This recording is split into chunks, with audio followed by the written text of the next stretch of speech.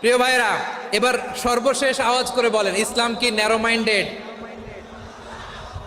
নাকি broad minded? সবাই বলেন, ন্যারো মাইন্ডেড না ব্রড মাইন্ডেড? এজন্য অমুসলিম হইলেই তারা আমাদের শত্রু নয়। শত্রু কারা?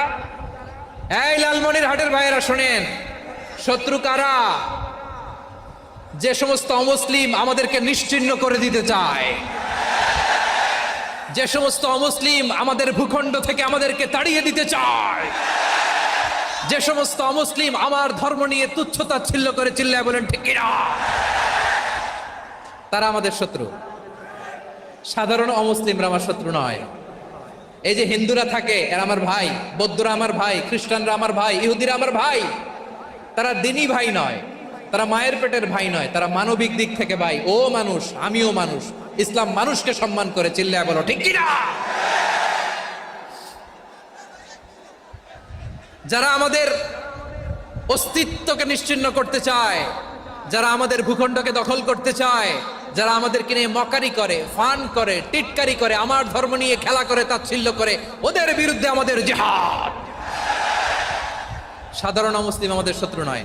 আপনি জানেন নিউ ইয়র্কে, আমি তো নিউ ইয়র্কে ছিলাম অনেকদিন, ওখানে ফিলিস্তিনিদের পক্ষে যখন আমরা মিছিল করেছি, অনেক ইহুদি আমাদের সাথে মিছিলে দাঁড়িয়েছে।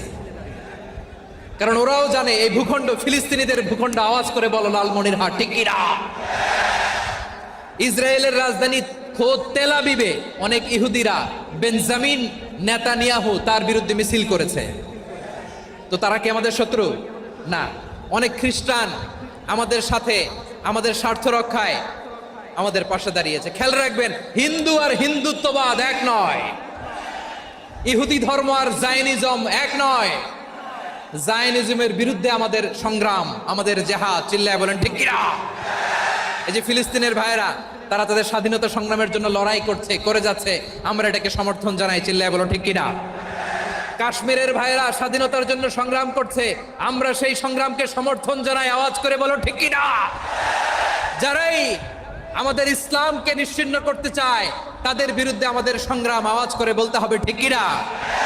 ওই সমস্ত দুর্বৃত্তদের সাথে আমাদের কোনো সম্পর্ক নাই। আমরা যদি ঐক্যবদ্ধ থাকতে পারি, ওই দুর্বৃত্তরা চান্স পাবে না। আমরা ঐক্যবদ্ধ থাকতে রাজি আছি। লালমনিরহাটের ভাইয়েরা, আমরা ঐক্যবদ্ধ থাকলে ওই দুর্বৃত্তদের কালো হাত ভেঙে দিতে আমাদের সময় লাগবে না। তাদের কালো হাত ভেঙে দিতে রাজি আছো মুসলমান? কারা কারা রাজি? দু হাত তুলে দেখাও।